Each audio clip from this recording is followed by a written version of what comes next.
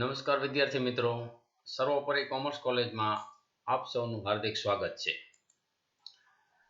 લાસ્ટમાં આપણે એકાઉન્ટિંગ 1 સમ number 3 complete કર્યો. Sum number 4, California railway limited reconstruct a new railway station for rupees 20 lakh. Original cost of old station was rupees 10 lakh. The proportion of material, labor and indirect expenses now and then is 5:4:1. Material, labor and indirect expenses increased by 25%, 40% and 10% respectively. Scrap of old material was sold for rupees 25,000 and old material used in new construction was of rupees 20,000 and is included in above mentioned cost of rupees 20 lakh. 20 લાખમાં આ 20,000 નું જે material use થયું છે include થયેલું છે. One extra room is also constructed at the cost of rupees 1 lakh. Calculate capital and revenue expenditure and past journal entries. તો પહેલા આપણે જેમ વર્કિંગ નોટ કરીએ છીએ, calculation of increase in cost, material, labour અને indirect expense ત્રણ આપેલા છે આમાં, material, labour and indirect expense. તો આપણે અહીં ત્રણ પાર્ટ કર્યા. ઓલ્ડ પ્રાઇસ પહેલા લખી નાખવાની ત્રણેયમાં. ઓલ્ડ પ્રાઇસ કેટલી છે? 10 લાખ. એનો રેશિયો આપ્યો છે 5:4:1. તો 5:4:1 માં ડિસ્ટ્રીબ્યુટ કર્યા તો 5 લાખ, 4 lakh and 1 lakh. આ 10 lakh ને ડિસ્ટ્રીબ્યુટ કરી નાખ્યા. હવે જેટલું ઇન્ક્રીઝ કીધું એ કરતું જવાનું છે. મટીરીયલમાં 25%, લેબરમાં 40% અને અધર expense indirect એક્સપેન્સમાં 10%. 5 lakh multiplied by 25% is equal to 1,25,000. 4 lakh multiplied by 40% is equal to 1,60,000 and 1 lakh multiplied by 10% is equal to 10,000. Total increase in cost 2,95,000. હવે આપણે સ્ટેટમેન્ટ પ્રિપેર કરવાનું છે. Statement showing capital and revenue expenditure. Particular capital expenditure, revenue expenditure. પહેલો જ point, cost of old station. આમાં railway station છે તો આપણે સ્ટેશન શબ્દ લખ્યો છે. ઓલ્ડ કોસ્ટ કેટલી છે? 10 લાખ. તો આપણે અહીં લખ્યા 10 lakh plus increase in cost, અહીં પ્લસ ની સાઇન કરી નાખી, પ્લસ ઇન્ક્રીઝ ઇન કોસ્ટ. અહીં આપણે ઇન્ક્રીઝ ઇન કોસ્ટ નું કેલ્ક્યુલેશન કર્યું 2,95,000.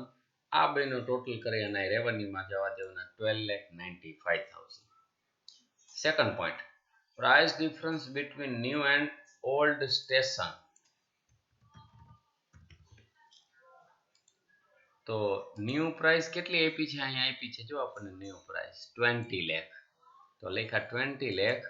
પછી ખાસ ધ્યાનમાં રાખવાનું કે આ જે મટીરીયલ યુઝ થયું છે 20,000 is included in mention cost of rupees 20 lakh.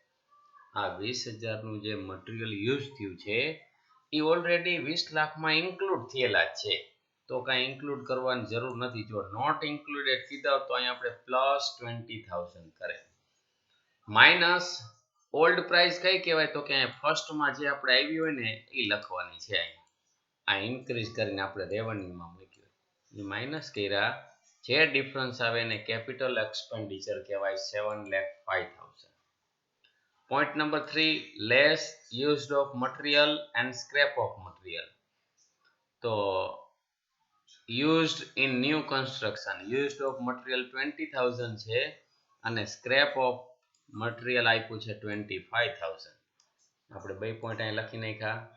આ બેનું ટોટલ કરી અને અહીંયા રેવન્યુમાં જવા દીધા 45,000. અને લાસ્ટમાં આપ્યું છે અહીંયા one extra room is also constructed at the cost of ₹1 lakh. તો point number 4 add one extra room expense એને ટોટલ કેપિટલ એક્સપેન્સ કહેવાય. કેપિટલમાં લખી નાખ્યા 1 lakh. આ 7,05,000 માં 1 lakh એડ કરવાના છે તો થાય 8,05,000 અને 12,95,000 માં 45,000 શું કરવાના છે લેસ કરવાના છે તો થાય 12,50,000.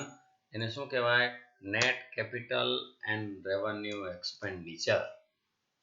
તો આપણું સ્ટેટમેન્ટ થઈ ગયું. એના ઉપરથી જર્નલ એન્ટ્રી કરવાની છે. Journal entries in the books of California railway limited. તો number 1 replacement account debit, new factory account debit, 2 bank account credit. તો રિપ્લેસમેન્ટ અકાઉન્ટમાં પહેલી જ જે એન્ટ્રી આવી એને લખવાના છે ડેબિટ.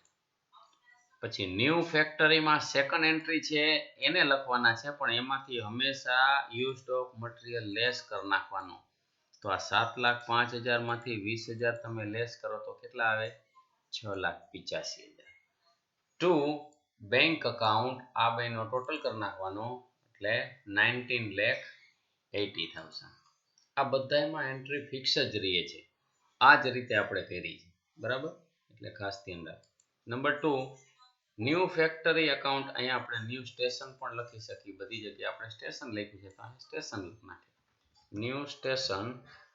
આના હિસાબે ક્યાંય માર્ક તમારા કટ ન થાય પણ જે લખ્યું હોય એ લખવાનું. New station. New station two replacement second entry. આ બે આંકડા આવી ગયા એના પછી આ ત્રીજાનો વારો આવ્યો જે યુઝડ ઓફ મટીરિયલ છે એની એન્ટ્રી કરવાની છે 20,000 20,000. પછી નંબર 3 આ સ્ક્રેપની. તો ભંગારમાં વેચાણ કરે તો રૂપિયા આવે તો number 3 bank account debit 25,000 to replacement account credit 25,000. એના પછી આવી આ એન્ટ્રી 1 લાખની.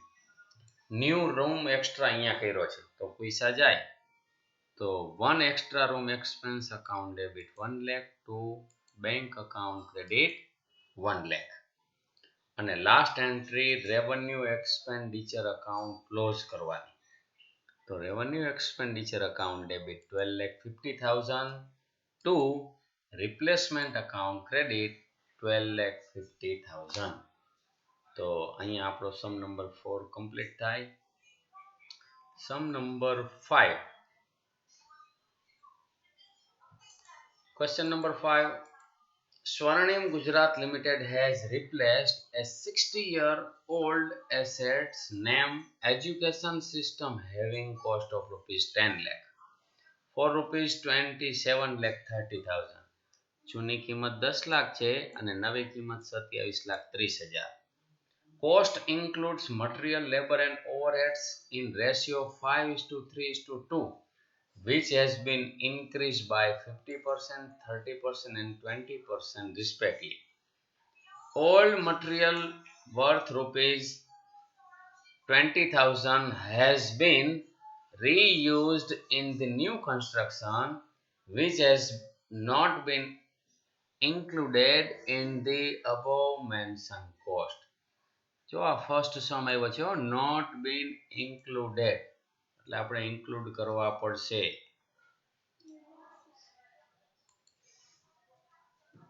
Old material reused in new construction which has not been included in above cost.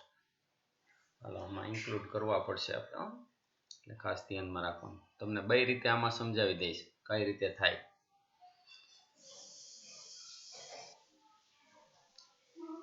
The scrap is sold for ₹30,000. Past journal entries in the company's book of accounts. પહેલા તો આપણે calculation of increase in cost એમાં 3 part કરવાના છે material, labour and overhead. Old price જે 10 લાખ છે એ આપણે પહેલા લખી નાખી. પછી રેશિયો છે 5:3:2 તો આપણે એમાં એને ત્રણેયને ડિસ્ટ્રીબ્યુટ કરી નાખ્યા એટલે આવ્યા 5 લાખ, 3 લાખ એન્ડ 2 lakh. આ 10 lakh ને રેશિયોમાં પહેલા ડિસ્ટ્રીબ્યુટ કરી નાખવાના.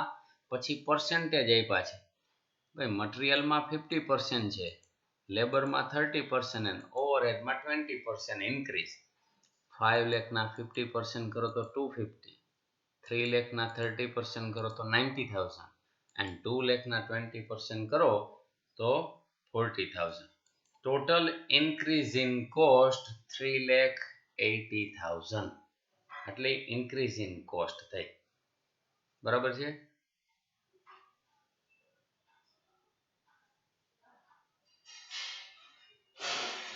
અહીંયા included છે, which has included in the above mentioned cost. આમાં નોન ઇન્ક્લુડેડ વાળો તો પછી સમનો આન્સર ટેલી નહીં થાય. બરાબર, એટલે અહીં કરેક્શન છે. 20,000 જે યુઝ કર્યા છે એ ઇન્ક્લુડેડ જ છે. લાસ્ટ બે સમ આપણે લઈશું એ નોટ ઇન્ક્લુડેડ વાળા લઈ લઈશું. તો આ ટોટલ ઇન્ક્રીઝ ઇન કોસ્ટ આપણને 3,80,000 મળી ગઈ. તો first point, cost of old station. આમાં કાંઈ આપેલું નથી એટલે સ્ટેશનની જગ્યાએ આપણે એસેટ્સ લખી શકીએ. કાંઈ નથી કે ફેક્ટરી કે ઓલું, તો અહીં આપણે એસેટ્સ લખી નાખી. Cost of old assets.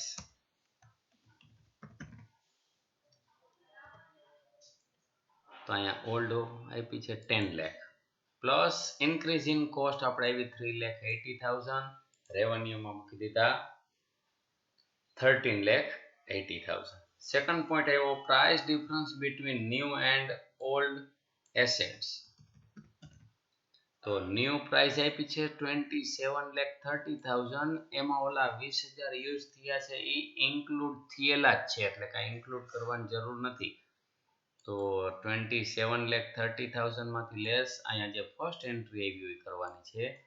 તો કેપિટલમાં કેટલા આવ્યા 13,50,000 less used of material and scrap value. તો જો અહીંયા રીયુઝ 20,000 આપ્યા છે અને સ્ક્રેપ આપ્યા છે 30,000. તો આ બે પોઈન્ટ લખી નાખવાના. આ બેનો ટોટલ રેવન્યુમાં 50,000. અને ગેસ્ટ હાઉસ કે રેસ્ટ હાઉસ કે ન્યૂ એક્સ્ટ્રા રૂમ આવી કાંઈ ઇન્સ્ટ્રક્શન આપેલી નથી તો ચોથો પોઈન્ટ ન આવે. તો net capital and revenue expenditure અહીંયા તો એક જ એન્ટ્રી છે 13,50,000 નહીં.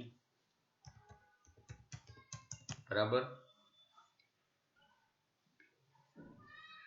અને 13,80,000 માંથી આ 50,000 લેસ કરવાના છે તો 13,30,000. અહીંયા આપણું સ્ટેટમેન્ટ કમ્પ્લીટ થાય. જર્નલ એન્ટ્રી, એક જર્નલ એન્ટ્રી નીકળી જશે ન્યૂ ગેસ્ટ હાઉસ વાળી. બાકી કેટલી વધી 4. Journal entries in the books of Swarnim Gujarat. Number particular debit rupees and credit rupees. Number 1 replacement account debit, new assets account debit, 2 bank account credit. તો રિપ્લેસમેન્ટમાં 13,80,000 લખાય. સેકન્ડમાં આપણે આ લખવાના છે પણ એમાંથી આ 20,000 લેસ કરીને હંમેશા લખાય. ન્યૂ એસેટ્સમાં 13,30,000. 2 આ બેનો ટોટલ કરી બેંક અકાઉન્ટ ક્રેડિટ. નંબર 2 જે આ લેસ કર્યા એની જ એન્ટ્રી યુઝડ ઓફ મટીરિયલની. New assets account debit, new assets account debit 20,000 to replacement account. Third entry scrap વેલ્યુની કરવાની છે. Bank account debit 30,000 to replacement account credit 30,000. And last entry revenue expenditure account close કરવાની. એનો જે total હોય એની કરવાની છે. તો revenue expenditure account debit to replacement account credit 13,30,000, 13,30,000. તો આ એવરેજ સમ છે. એક્ઝામમાં વધુ પડતા આ રીતના સમ પૂછાય છે. હવે લાસ્ટ આપણે બે સમ લેવાના છે. એક સમ તમને બરાબર સમજાવીશ, બીજો સમય ગણેલો હશે પણ હું તમને ગણવા માટે આપીશ, પ્રેક્ટિસ કરવા માટે. બરાબર, એ ઉપર છેલ્લી તમને રકમ સમજાવી દઈશ. પણ એ મોસ્ટ ઇમ્પોર્ટન્ટ અને આ ચેપ્ટરનો સારામાં સારો સમ છે. મોસ્ટ ઇમ્પોર્ટન્ટ અને સારામાં સારો સમ. બરાબર, એનાથી અઘરો એકેય સમ છે નહીં, પણ એ નેક્સ્ટ લેક્ચરમાં આપણે જોશું. Thank you very much.